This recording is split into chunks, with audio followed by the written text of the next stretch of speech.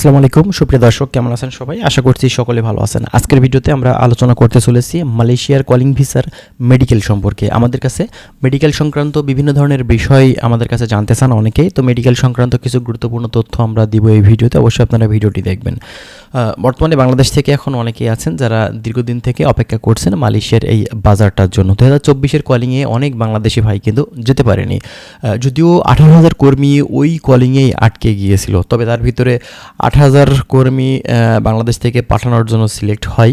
তবে তার ভিতরে কিছু কর্মী যেতে পেরেছে। এখন পর্যন্ত প্রায় 4-5 হাজার কর্মী বাংলাদেশে আটকে গেছে, এখন পর্যন্ত যেতে পারেনি। তবে তাদের ধাপে ধাপে ফ্লাইটগুলো কিন্তু সম্পূর্ণ হচ্ছে। এটা বাংলাদেশ গভর্নমেন্টের মূলত মানে তাদের দ্বারাই কিন্তু, ঠিক আছে, তাদের মাধ্যম দিয়েই কিন্তু এটা হচ্ছে। এবং বর্তমানে বাংলাদেশ থেকে নতুন করে কলিংয়ের ভিসা খোলার ব্যাপারে কিন্তু আমরা বেশ আগ্রহী বাংলাদেশ গভর্নমেন্টকে দেখেছি। এবং বাংলাদেশ থেকে মূলত সফরে গিয়ে সেখানে দ্বিপাক্ষিক চুক্তি, বৈঠক এবং বিস্তারিত বিষয়গুলো সম্পর্কে তারা কিন্তু আলোচনা করেছেন। নতুন কলিং ভিসা খোলার পাশাপাশি সেখানে আনোয়ার ইব্রাহিমের সাথে অবৈধদের বৈধকরণ করা এবং সেখানে যারা জেলের ভিতরে আটকা পড়েছে তাদের জন্য বাংলাদেশে পাঠানো হয়, এই বিষয়ে কিন্তু রিকোয়েস্ট করেছে। এখন কথা হচ্ছে, বাংলাদেশ থেকে নতুন কলিংয়ে যারা যাবেন অনেকেই মেডিকেল সংক্রান্ত বিষয়গুলো আমাদের কাছে জানতে চাই যে ভাই আসলে বৈঠক তো হলো, ধাপে ধাপে বৈঠক হচ্ছে, ধাপে ধাপে বিভিন্ন ধরনের সিটি চালাচালি বিভিন্ন বিষয় সম্পর্কে আমরা তো দেখে থাকি।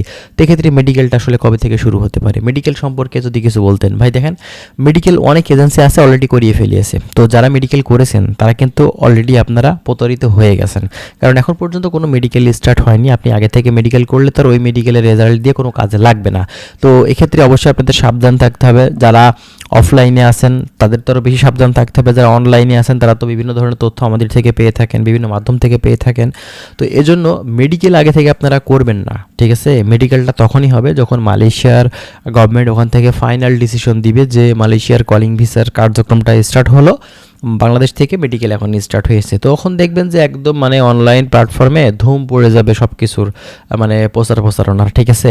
তো যারা এজেন্সি আছে তারা কিন্তু এই বিষয়গুলো বেশি করে থাকে। আমরা তো ভাই আপনাদের মাঝে শুধুমাত্র অথেন্টিক তথ্যগুলো আসলে শেয়ার করে থাকি। আমরা কোনো এজেন্সি বা কোনো ভিসা রিলেটেড কাজ করি না। অনেকে বলেন যে ভাই আসলে আপনাদের মাধ্যম দিয়ে যাওয়ার কোনো প্রসেস আছে কি না? ভাই আমরা কোনো লোক পাঠাই না, আমরা কোনো এজেন্সি না, আমরা জাস্ট ইনফরমেশনগুলো আপনাদের মাঝে শেয়ার করি। তো বর্তমান পরিস্থিতিতে মেডিকেলের ব্যাপারে বলতে গেলে এই মাসের ভিতরে হওয়ার সম্ভাবনা খুবই ক্ষীণ, কারণ এই মাসের আর কয়েকদিন বাকি আছে।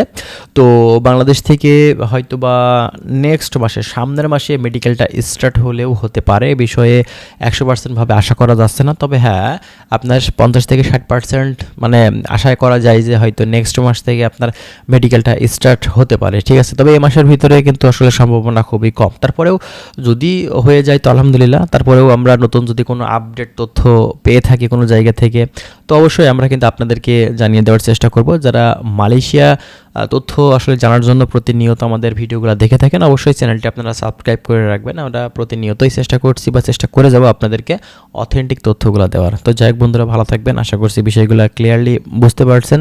যদি আরও বিস্তারিত তথ্য আপনারা জানতে চান সেক্ষেত্রে অবশ্যই আপনারা আমাদের চ্যানেলের সঙ্গেই থাকবেন। ভালো থাকবেন। আল্লাহ হাফেজ।